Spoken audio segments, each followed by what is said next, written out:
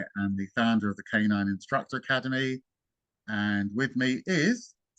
Hello, I'm Rupert, owner of Be It One Dog Training. So we decided to do this video because Rupert posted a video of her dog and her cat and a completely wild fox out on a walk together, which once upon a time would have been inconceivable, as when Rupert got her dog, it was highly aggressive towards anything other than people, basically, and certainly had allegedly killed at least 5 cats and certainly wanted to kill pretty much every other animal that she saw as prey.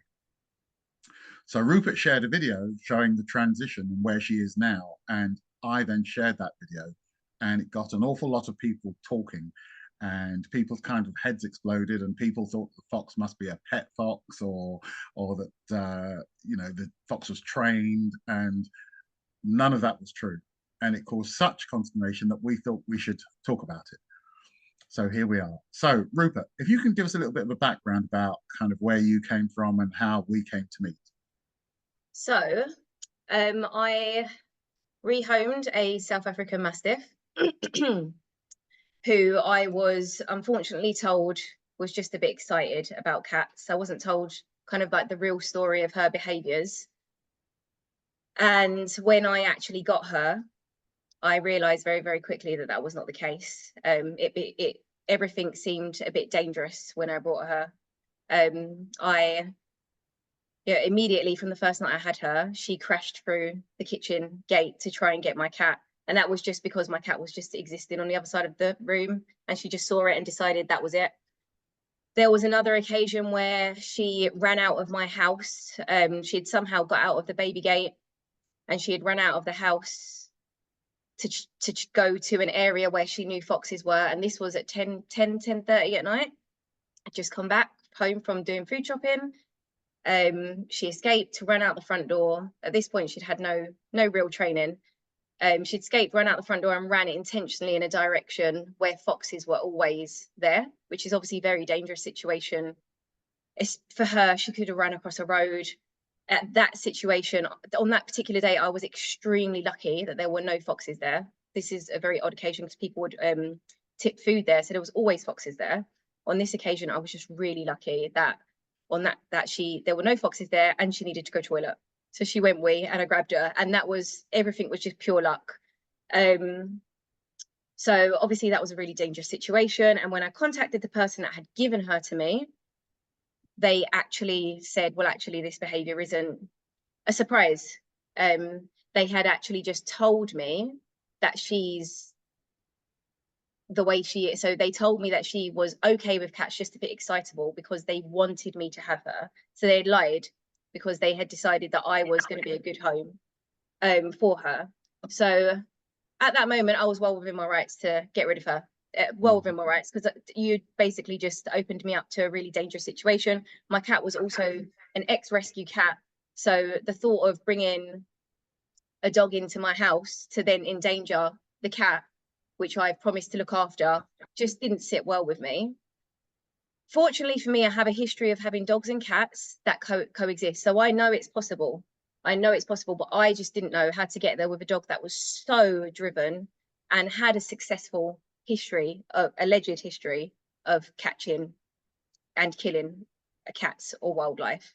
So that's when I done some research and went through a vetting process of some trainers and came across Robert, who spent about an hour on the phone with me just to assure me basically that this was possible. I didn't get that feeling from other trainers that I'd spoken to. So I quickly decided that, yeah, Robert, when are you next free? And yeah, that's how we came together. It was like that though, wasn't it? It was what day are you free? Hurry up, come yesterday. Yes, I got pretty clearly that you wanted us to work together, and I could see that we were going to work well together. One of the things I always look for in somebody I'm going to work with is their kind of determination to actually resolve the issue, and that was very clear for me very quickly, that you knew that in order to fix this you would have to step up, and you were clearly game for that. So I had absolute belief that we were going to be able to do this. So I came over and we worked together on how to fix Rupert and the cat. Sorry, Rafiki and the cat, and then Rupert and the cat was never the one. But Rafiki and the cat, and then how to generalize that to other animals too. And absolutely, you worked as hard as I knew you were going to work, and very quickly got her to the point where the cat and her would coexist. We knew that at that point she wasn't cured, that she still put in the wrong situation would be aggressive, but it demonstrated that she was able to do this. And then you've just continued to work from there on to get her to the point where she's now reliable. And as you see in the video, you can walk her off lead with other animals. You can leave her unsupervised with your cat. In fact, the cat from the video just follows Rafiki everywhere. She loves it.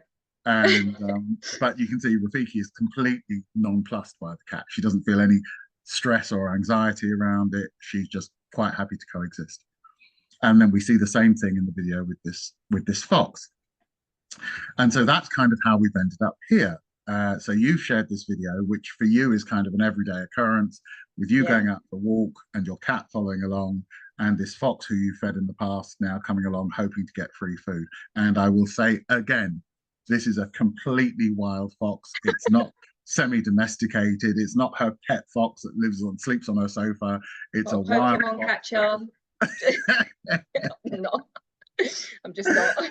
It's just a fox who turns up when she's out for a walk, hoping that she'll give it some food. And Rafiki, as you see in the video, is off lead. She could turn around at any point and attack the fox. You can see in the video she's walking behind Rupert, so she knows that she could whip round and get that fox without Rupert preventing her from doing so, if that's what she wanted to do, which clearly she doesn't. Now, you also told me recently about a visit to your sister's house when you took Rafiki and she met a strange cat, because what we see is she's clearly learned how to be okay with your cat. She's learned how to be okay with the cats that you meet on a walk, but what she hadn't had was to be taken into a strange house with a strange cat. So talk us through what happened there. Do you know what? I completely forgot about that. So my sister had been asking me to look after Rafiki for so long, but I was always just so worried. I always just thought, you know, my cat's fine. When I say look after, you know, like when I go on holiday or whatever. So I thought, you know, my cat's fine in the wild. I mean, my dog's fine in like the outside in the wild. She knows she's not allowed them. She knows she's not allowed my cat. But if she went into another house where there was another cat, I just thought it wasn't worth the risk. I didn't want to find out. I didn't want to risk it. So then my sister was she's always telling me like, it's dramatic, like whatever. So eventually, anyway, I said, you know what, I'm gonna come a few times, lock the cat away. Let's like, you know, exactly straight back to the beginning, because I'm not setting anyone up to fail. So, you know, like the whole the house is going to smell of cat. So let me see how Rafiki reacts. She had a little sniff around and she didn't care. She just didn't. She wasn't phased. Like when I had her in the beginning with my cat, her nose was to the floor. She was looking for this cat. But in my sister's house, she didn't care. She just had a little sniff around and she went to sleep. So then anyway, I had everything equipped with me to be able to correct behavior if needed. I put up a gate to keep them separate. The cat bloody jumped over the gate. The cat just jumped over the gate and said, I'm here. And what? The dog literally at one point lifted up her head and then just did this. And then even after that, so I started like leaving my dog in her house just so I could, I don't know, do a shopping trip. And the cat and the dog would be in the garden. And I was just mind blown that it was just that to me, for me, that was a bigger achievement than the fox and dog situation. Because obviously the outside isn't my dog's territory, or not a territory, it's just outside. Whereas inside a house, that we're bored. I mean, you know, she's a guard dog, so we're border control now. But yeah, to me that was an amazing achievement. The fox outside thing, I can't believe how much that rocked your boat, to be honest with you. I can't believe it. I'm so complimented that people are actually calling me a liar. Like, that's a pet fox, not using the word you're a liar, but no, that must be a pet. I'm so complimented. That's just outrageous, because you've said to me forever, since I came to your course in June 2021, since I came to your course, you said to me then, I don't think you understand what you achieved. And in my head, I'm like, you're just gassing me. Like you're just, and I love it. I love that you're fueling me with confidence and blah, blah, blah, blah. Like, but you are just gassing me. But to see people's reaction, and even now, because I recently moved to where I live now, so the cat's never had the opportunity to follow me. So I never used to let her out the front, because where I lived before, I lived on a road. Now I live in a big open area. There's no road for a while. So now the cat comes out with me, and people stop, and sometimes they panic. They say, "Oh, the cat, the cat." I say, "Don't worry, it's my cat. Don't worry, don't worry." Or people say, "Are you walking both of them?" And I say, "Yeah, the cat does what she wants. The dog's under instruction, but the cat just does what she wants. She just comes with me." It's the cat that's fighting. That same night that I sent you, sorry, not that I uploaded that video, the cat run after a fox. The dog didn't About care. the dog. No, she didn't care. She didn't care. She did not care. So yeah, I just couldn't believe how much of a big deal this was. And I know, like in my life, cats and dogs coexisting has been a thing. And to me, it will never not be a thing, because I just always have a cat and a dog. So I've had 4 dogs and 2 cats, and it's always been not an option. You will exist, and you don't have to like each other. You just have to leave each other alone. And I said to you before, I once got fostered a 10-year-old Chihuahua, which just had no interest. So there was no concern. It had no interest in the cat. I got an 8-month-old foster at one point, was excitable around the cat, but there's been no like kill history. He's just, he's just being this bouncy puppy. So he had to be taught, no, you don't do that. I don't even care if you're playing. And then my other dog, the one that I had for his whole life, I got him at 10 weeks, and he was a puppy. So when I got him, and the cat was fully grown. So there was never a chance, or there was never a success history of him acting in a way that he wasn't allowed to, because it was immediately dealt with. Now, obviously, you get a dog that's allegedly got a cat killing history, that actually did chase my cat, that actually has pulled me around places to chase a fox. Now, when a dog is successful at doing something, it becomes harder to remove that. And that was the situation I was in. And that's when I was like, do you know what? I'm not even, I need help. I need to make sure I'm doing this right, because I can't risk my cat's life. But yeah, I just can't believe I'm so complimented. I'm so complimented. You see, you're obviously very good at what you do. So now you're a trainer in your own right, I and am. you're in your own classes, and you're going out and doing one-to-ones and behavior consultations, and presumably passing that intelligence and that ability to train dogs on to other people. Yes. I mean, are you finding that your clients are having similar successes? Yeah, so the ones that put in the work, absolutely. So I get like some nice videos. I remember the one that springs to mind, I don't know why this springs to mind, but there were 2 pointers that I worked with, and they had actually come over from South Africa. And then I just remember within a few weeks, they did put in the work. Their main problem was chasing birds, which it was a big problem, because they'd go far and long, because obviously they can see it for ages. But yeah, they just took the 2 dogs to a field, and then they were throwing, I think from my memory, they were throwing like a frisbee or a ball. And then this dog saw a crow, which would typically be a trigger for it. And he just done a massive U-turn. Like it looked like he was running towards the crow. And I thought, oh my God, what are they showing me? But then he was just finding his footing. He was just doing a circle and run back to his owners. So yeah, there is a lot of people that are doing really well, having their animals happy outside off the lead, without having to worry about them chasing something across the road, which is always my biggest fear. Just, what if that dog gets into that road, that busy road? Yeah.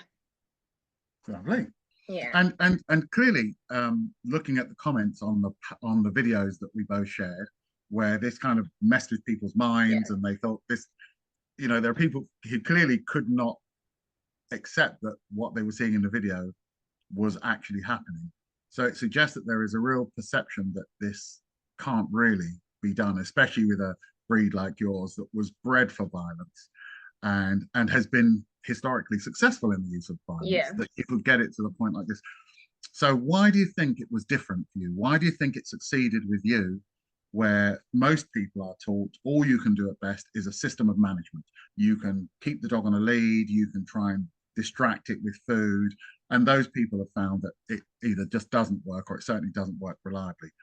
What was it in what you did that you feel made you successful, where so many other people can't seem to even conceive of success? So there's two sides of it. One side of it is mindset. This was never not an option. I will find a way, because I've had dogs and I've had a cat and they've all existed together. So there will be a way to do this. The other side of it is I never put when training, there were so much things that I'd done before exposing her to such a difficult situation. Yeah. So before I even considered putting them in the same room together, there were so many things that were done before that. And most of it was leave it training. Most of it was leave it training to get my dog to understand that when I say leave it, that's it. I mean, leave it. It's not leave it and then maybe you can have it later. It's, I said, leave it. You can't have that thing. And all of that was done in gradual stages. It was done with really uninteresting things. Do you know what I mean? It was done with just, oh, it could have been a coaster on the floor. I know my dog don't really want that. I know she don't really want that, but she's nosy. So she's going to go have a look. So there was never a time where I was testing her in a situation when that she wasn't going to be able to handle. And if I ever did find that on that occasion, I might have stepped it a little bit too far, you know, maybe I put a piece of chicken on the floor and she just wasn't ready for that exposure yet, I'm going backwards. I'm going backwards. I'm not doing, I'm not putting a bloody live squirrel or lettering off the lead in a field when she can't even leave a bit of chicken or a dirty sock. I'm not doing that. So it was all stages. And I do think something that I do see often is that I'll go to appointments with a customer and we'll put some things in place and I'll teach them some things. And then I'll say to them, right, although we've done all of this today, what I want you to do, that we've done all this today under my supervision and I've instructed you and blah, blah, blah. But what I need you now to do is go backwards. And I need you to follow these instructions exactly how I say. But sometimes people just jump. They just jump to challenging a dog that is just not ready to be challenged, and you're just setting up the dog to fail. There was so many different stages that I got to before I'd even considered bringing that cat downstairs in a box on another side of a gate while someone's holding my dog on a lead. Like, there was so much security in place. And a part of that was also for my cat as well. She needed to learn that I'm not going to let my dog get you. Don't worry. Like, it's not going to happen. So it's to get her used to being around this as this animal that she clearly doesn't appreciate as well. I think I told you a little while ago that when I first got my dog, for the first few weeks, I didn't walk her anywhere but apart from up and down one road. I went up and down one road, implementing any training, any advice, any recommendations, any instruction that has worked for me in the past or that you've given to me. Everything was followed to a T because I couldn't risk a life. That's what the risk was. It was a life, whether that be my cat's life or my life from being dragged across the road, or the dog's life, or God forbid, she runs out in a road and causes a massive road traffic accident. Like, it was such a risk. It had to be followed properly. And I think that's why both sides, one, this is going to happen. There's no option. This is going to happen. And two, I done everything within my power, asked questions where I wanted validation or wanted clarity, to be able to move forward. So I think that a key factor in what we do, which we call PRAMA training. PRAMA, for those of you who don't know, stands for positive reinforcement and minimal aversives. And one of the reasons why we are so successful is that we play what appears to be the long game, but actually becomes the short game because of the way we implement those things. So the positive reinforcement part of our training says you must positively reinforce the dog when it gets things right, but that reinforcement can be a whole variety of things. It could be verbal praise, physical praise, toys, food, but the condition the dog to believe the harder you work, the better you get paid. But also, we have to create something that says, but you see, when we're asking you, we're not asking. You have to do this. And every animal on the planet understands that there are benefits and costs to the choices that it makes. And if you miss either of those things out, you're much less likely to be successful. So we see lots of people who use food who will say the dog's not food motivated. In fact, the dog is food motivated, they're just using the wrong food. And equally, we'll see dogs where the owner will say, I've tried punishing him for doing it wrong, but the punishment doesn't work. And it'll be because the punishment also isn't appropriate. So what I've spent 40 years looking at is the best ways to positively reinforce a dog and the best ways to create negative consequences or punishments that aren't abusive, that aren't physical, but get the dog to understand, no, we weren't really asking. And for me, probably the only behavior where you have to introduce a negative consequence before you can use positive reinforcement is with a dog who has a very high prey drive, who would kill things, because there is no reward that you could offer greater than the prey. So there's no point in doing what most people try and do, which is bribing the dog with treats and toys, because the dog says, no, the prey animal is a better reward than anything you can offer. So exactly as you described, what we do is we spend a lot of time out of that context, first of all, teaching that dog you have to do everything that we say.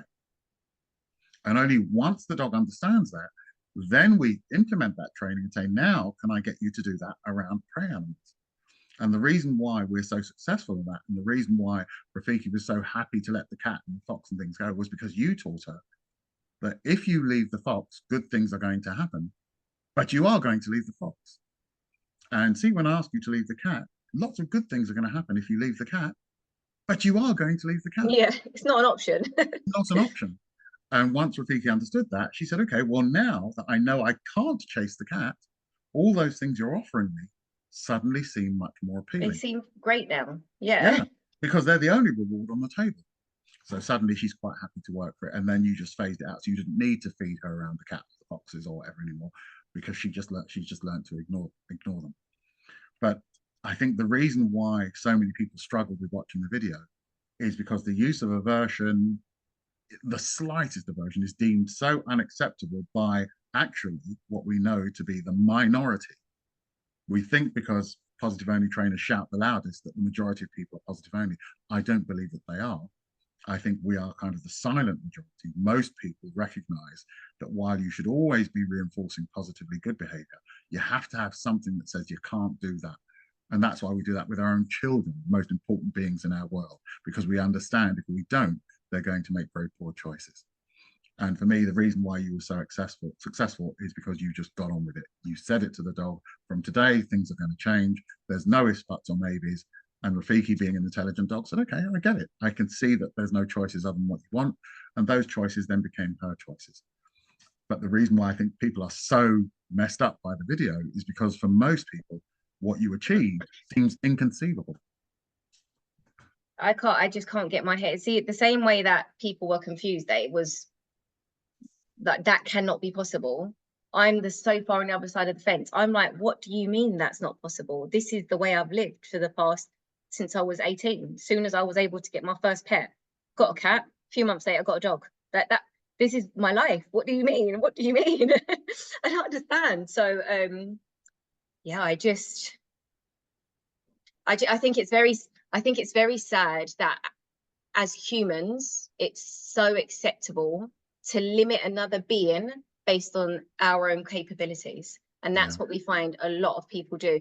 I can't stop that dog scavenging, so it's going to be damned forever with muzzle. I can't stop that dog chasing a fox, so it's going to be forever on a lead, and I'll throw treats on the floor. When that dog decides, all right, I can't see the fox anymore, I'll eat the treats, and then that's labeled progression somehow. Yeah, people are so willing to do these things. Or even the worst thing is, oh, you know what, this is always going to be dangerous for you because this dog's 11 stone, she's at least 2 stone heavier than you, she's going to drag you across the road, maybe you should just put her down. But that's the other side of it as well. You're so uncomfortable with implementing a correction that you're just going to kill the dog. So I hear, and I've heard say things like, well, you couldn't use a rattle can on a dog. It's abuse and da da da da da. So we're going to positively reinforce it. But if that doesn't work, you may have to put it down. And I'm like, Yeah. what? It's just, You would use and a that, carrot and yeah. gravel on the dog, but you'd kill it. And you just And think that's there's literally what could have something going happened. very wrong. There's something going very, very wrong. And then as a customer, you might believe that because you've hired a professional. It's the professional. They're telling you this. And so that's that. Well, who are you to disagree with the professional? So yeah, it's just, to me, it's crazy. There's the other side of the training as well, where you get the, what I would consider to be the impossible game of distraction and management. And then you get the other side, which I'm going to call ego training, where I say, oh, Robert, my dog's going to pull me over. She's a 70 kg dog. She's chasing after anything that moves, like foxes, birds, squirrels, ducks, rabbits, whatever, cats. And you say, meet me at the farm with your dog. Meet me at the farm with your dog. And then we wonder why we can't get it under control. Because it's being exposed to something that it cannot handle, and there's been nothing in between. You meet me at the farm with, like, meet me at Pets at Home. Let's go around the small mammal section.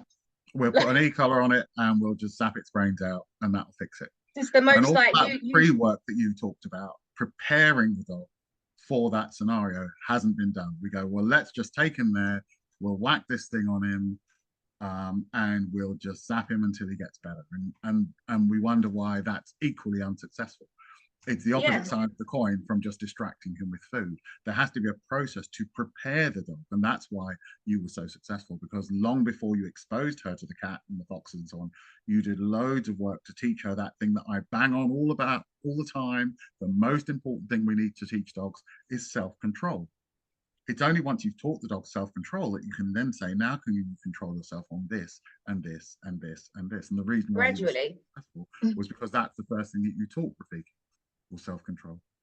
And another and just important thing to say is, like, there is no, this is another thing that people really assume that you can get a tool and the tool will fix your problems. It's not gonna. It's not going to. And I just can't stress that enough. There is no tool that you can buy, use on or put on your dog, and it stops your dog from doing something.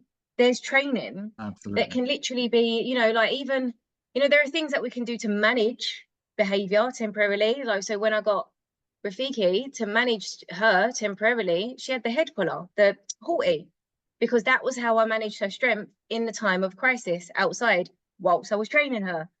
So there's management and all that. That didn't, but that halty, it didn't make Rafiki not want to chase things. It just allowed me to have physical control over her until she was able to have some self-control.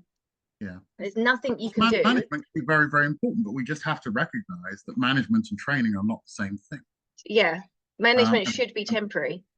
People are often led to believe that if you manage this problem long enough, their behavior will go away. So if you turn and go in another direction every time you see a fox, that eventually Rafiki's going to suddenly just lose interest in foxes. No, what you're saying to her is, every time we see a fox, something dramatic should happen. So although you may physically take her in another direction so she can't get to the fox, not only are you not teaching her to ignore other foxes, you're also teaching her that foxes precur something exciting in you. So it's never going to fix her. It's never going to. So what we do is we take a tool and we use it as part of the dog's training. But as you say, there is no tool that in itself trains the dog. It's about how that tool is or isn't applied. And so often I don't use e-collars. I've never used an e-collar. Did I think e-collars should be banned? No, absolutely not. And we saw what happened in Wales when they banned the e-collar. Within 2 years, they'd seen a 30% increase in predation on dogs. The tool wasn't the problem, and we shouldn't have banned the tool. What we should do is punish the people who misuse it. But it just means that now there's one less tool to help stop dogs from killing prey animals. So I think we have to be very mindful of what we're doing as opposed to what we think we're doing. But what you did was you took a whole array of different tools, food, toys, head collars, leads, Baby gates. baby gates, spray collars, rattle cans, all sorts of things. And you used all of these things to create an understanding of Rafiki that it paid to make the right choices. And that's why your long game became a short game. You achieved that in far less time than most people would ever achieve it at all, because you put the groundwork in order to make Rafiki successful. And I think as well that people should, you know, when we say the whole long game, short game, like what is your, as a, not you personally, but I think people really need to reflect on what is a long game in your world. Because to me, if I could spend 3 months doing something and it meant that I could live with my dog for the rest of her life, that wasn't very long. Yeah. But some people will they'll have this, just come fix it. Just come and fix it, like now. Is it fixed now? And that's not realistic, because it's a lifestyle change that you have with your dog. Everything, like Rafiki, when she came into my life, she had to quickly recognize that everything is going to be this way now. Whatever I'm showing you, whatever you've had before I was home number 8, whatever has happened before, we're drawing a line under it. This is how we live now. You've come into my house. This is how you exist with me. And I was consistent with that. There was no bending the rules. Like there was no, oh, I feel bad. Let me, you know, you can come and lay in my bedroom, or there was rules that were set and we stayed there, and we still stay there. The rules that I had from when she came to me initially are the same rules that I have now. No, you're not allowed to chase the cat. No, you're not allowed to rip my bin apart. Like nothing's changed. Nothing's changed. It's not a temporary thing. It's forever. And unfortunately, if you decide to start letting things slip, the dog will likely start wondering, what else can I do? What else am I allowed to do? And then you're just in a bit of a spiral. Well, as you've heard me say a million times, consistency is the key. You know, if you're not consistent, it doesn't matter what technique you're using, ultimately it will fail. But I think that the reason why you were so successful is because of the way that you used all of the things that you had available. So you used toys and food very effective. And let's make no bones about it. I've seen the misuse of toys and food make dogs aggressive. They can be misused just as easily as punishers. But you use them very clearly, very effectively, and for Rafiki very predictably. But then you also use those aversives to reinforce them. And when you use an aversion to suppress a behavior, and we hear a lot in dog training about suppressing behavior, and this is seen as a very bad thing. And I personally disagree, because sometimes you have to suppress a behavior in order to create a new one. It's just like the child throwing a tantrum, and you have to stop the child from throwing the tantrum before you can teach it an alternative or get it to do an alternative. Where suppression is a problem is not in its use, but if you don't fill the void that it creates with something else, so that the dog understands that there's an alternative. And that groundwork you did at the beginning to make Rafiki so aware of alternatives to her behavior before you introduced consequences is what made her go, okay, well, now I don't want to do that anymore, but I know I can do this instead. So I think by putting in that groundwork that you did before you ever started to address the cat situation, to get her to understand how well it paid to listen, but that you are going to listen, and then created some negative. And if I remember correctly, I think the only things you used were, I think you used a rattle can and a vibration collar. There's no e-collars, there's no bonkers, and there's no hitting dogs, and there's no. And she was never physically. You know, no disrespect to you, but Rafiki's about half your size. Again, she's about twice your size. How hard would you have had to hit her? Can you imagine? But what I love is the things that you used are things that traditionally people say aren't effective, and especially not with dogs like her. Or they're evil. You know, a vibration collar where she gets a vibration, not the electric collar, just the vibration, or just a rattle can with some pebbles in it, with a dog who kills other animals. They would say, yeah, good luck with making that work. But the reason why you made them work very effectively, even with a dog who kills, is because the way in which you use them is very different to the way that most people use them. The way we use them is very different to the way that I see them used all the time. And that's why those people are so unsuccessful. I spent decades working out how to use these things in ways that are more effective than the ways they're traditionally used. And I think that's why they work so well for CIA people and perhaps not so well for others. says by the time we get to the point where we're exposing our dog to something that they historically found very difficult, that crossover was, for me, the easy part. The hard part was the legwork in the beginning. The leave it, don't eat that chicken off the floor, don't do this, don't do that.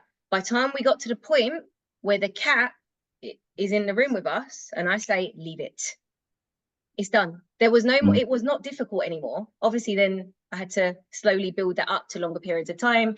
And there was just another side of that training. But by the time I got to that point, all of that groundwork was done.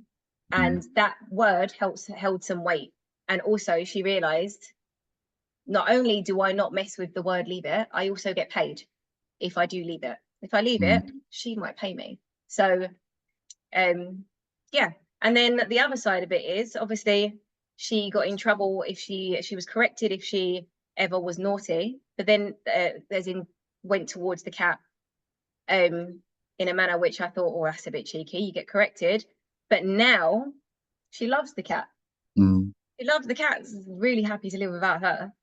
Yeah. I don't think the cat's ever forgiven me, but she really likes the cat. So the relationship was then built back up.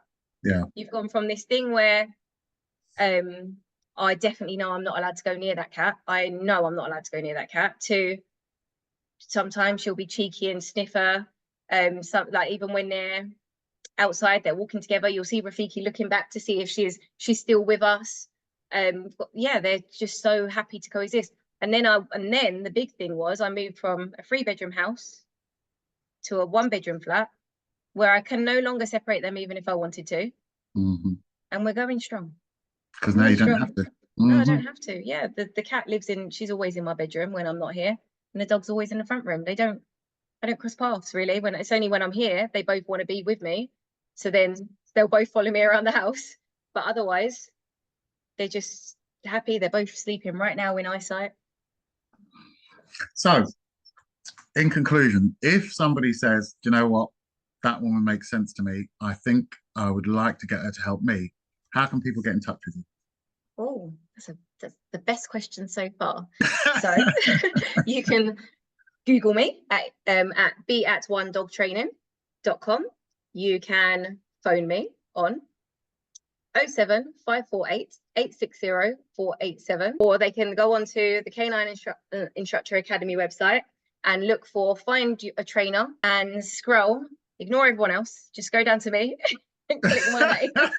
Ignore everyone else, come to me, and yeah, we can definitely sort it out as long as you're willing to put in the legwork. I always say, and you say this as well, I can tell you what to do, I just can't make you do it. Can't make you do it. You have to put in the legwork. But the end result is, or could be, if you put in the legwork, just a peaceful household where you're not trying to separate animals and worrying and all stuff like that. Just got a dog and cat that are happy to coexist. The dog likes the cat can't stand the dog, but here we are. Fantastic. And if you'd like to know more about the course, you can look us up on www.canine-instructor-academy.co.uk. Just to say, I also did that course. I don't think that was mentioned. Oh, no. I don't think that was mentioned at all. I done that course. I was one of the first, the best group that ever, it was the best group that ever happened. And when I met Robert, when I met Robert, I was actually quite lucky because you wasn't going to take me because you was moving. I don't know if you remember. I don't remember that. Moving. No? So you was in the process of moving. I actually think you moved within those weeks. So you wasn't gonna take me on just because of that moving, but you was gonna recommend. But I think you heard in my voice, and I told you I've spoken to people, and I've not liked other people that I've spoken to. And so you very, very graciously decided to take time out of your busy moving schedule to come and see me. And then within that, you briefly mentioned the course. I said, I'm doing that. And you probably thought, oh, that I remember. I said, I'm doing that course. Like, I'm doing it. And from that moment, I was like so excited to do the course. I was like counting down the weeks. I'm doing that course. Everyone knew I was doing it. This was like my dream. Yes, a course that sounds like it makes sense. I can't wait. So yeah, I can't recommend it enough. My own personal experience. I can't recommend it enough. I had that personal one-to-one experience. And I was like, yep, that made sense. I had the time to put some work in, and I was like, this is working. And then I demanded that you send me the link so I can book onto the course, because I could see, I was like, this is working. I want to be a part of this. And I was very dramatic. I said, I might just drop dead if you don't. If you go to your emails, you'll see it. I might just drop dead if you don't send me the link. Not to be dramatic. Yeah, you were slightly less than subtle. Yeah, I definitely got that you were serious. Yeah, so I done the one-to-one and I done the course. And I loved all of both of those experiences. It was money very well spent. I can't stress that enough. Well, I tried to design the course that I would have wanted to have done, you know, back in the days when I was learning. And of course, then there were virtually no courses on dog training and behavior. Now there's a kind of plethora of them. But most of them just, I don't believe, give people what they want, what they sign up for, which is, I want to be able to come off this course and have been told from A to Z how to fix this, how to fix that, how to retrain that. And most courses I know, you pay an awful lot of money to be given some of that information. And it means that when you come out, you're not necessarily successful. And I love that people come off my course and literally go out and start practicing. They have all those tools. They haven't yet developed the experience, but I give them all the tools to be able to go straight out and be able to start practicing if that's what they want to do. And I've done it immediately, didn't I? Yeah. As soon as I left, built a website and got on with it. Yeah. Yeah. Absolutely. Well, as I always say, there's loads of crap trainers in every area of the country who are out there practicing now, doing terrible jobs of training people's dogs. I believe I can give you the tools to go out and do it effectively, in which case, get on and do it. Or if you're not doing it, those terrible people still are right next door to you. You might as well get out and do a good job rather than think you have to wait 3 years, 5 years, 10 years. And in the meantime, more and more dogs are just getting screwed up. Get out there and get on with it. Yeah. Yeah. It's a great course, and it comes with aftercare. So it's worth it. It's worth it. It's been joyous, as always, talking to you. Thank you so much for giving us the time. I'm going to share, and hopefully it will alleviate some of those anxieties that people have got about the video that you shared. Hopefully, but I am complimented. I'm so complimented that people thought it wasn't true. So well, I don't know why I'm doing that one. It shows that people think what you did is amazing. Yeah. So well done. Thanks for that. Thank you very much for your time. And yes, have a lovely Sunday. Thank you. You too. Take care. See you. Bye. Bye.